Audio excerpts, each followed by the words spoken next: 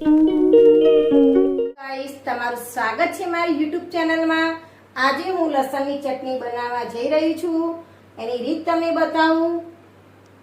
પહેલા જીરું લેવાનું, લાલ કાશ્મીરી મરચું લેવાનું, ગોળ લેવાનો, લસણ લેવાનું અને મીઠું।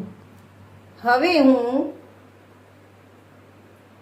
આ જીરું એકદમ ઝીણું વાટીશ અને એમાં એડ કરીશ મીઠું। એકદમ ઝીણું વાટવાનું છે। હવે આપણું આ જીરું એકદમ ઝીણું વટાઈ ગયું છે।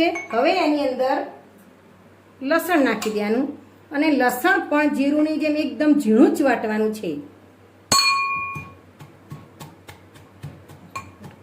લસણ પણ ઝીણું વટાઈ ગયું છે અને હવે એમાં ગોળ એડ કરવાનો છે।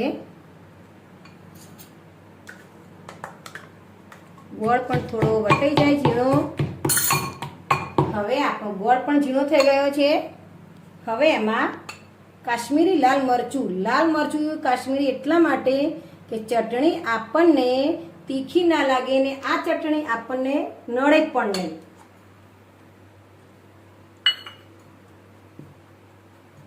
અને જેટલી તમે વાટીને બનાવો એટલી સારી રહે। ક્રશ કરવાથી એનો સ્વાદ નથી સારો આવતો, વાટવાથી એનો સ્વાદ બહુ સરસ આવે છે। આની અંદર થોડું પાણી નાખવાનું છે। એક થોડો રસ થઈ જાય એ ટાઈપ એક રસ કરવાનો છે આમાં।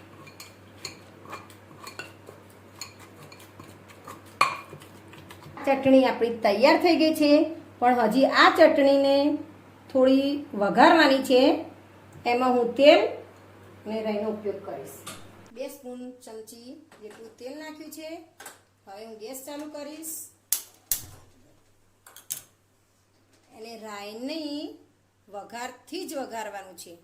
થોડી રાઈ ગઈ છે, એમાં થોડી રાઈ નાખવાની। રાઈ થોડી કકડે પછી એમાં આ પેસ્ટ નાખવાની લસણની। કકડી ગઈ છે, હવે એમાં આ ચટણી નાખવાની છે।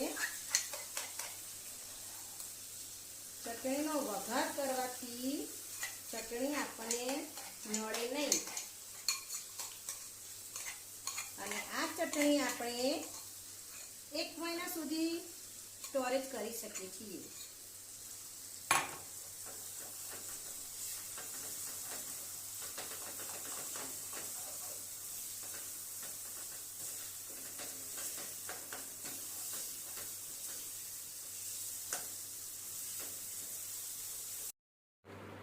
આપણી ચટણી તૈયાર થઈ ગઈ છે।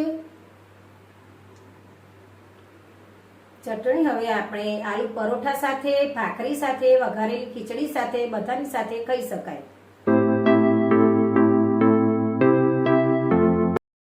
અમારો આ વિડીયો તમને સારો લાગ્યો હોય તો લાઈક કરો, શેર કરો ને અમારી આ ચેનલને સબસ્ક્રાઇબ કરો।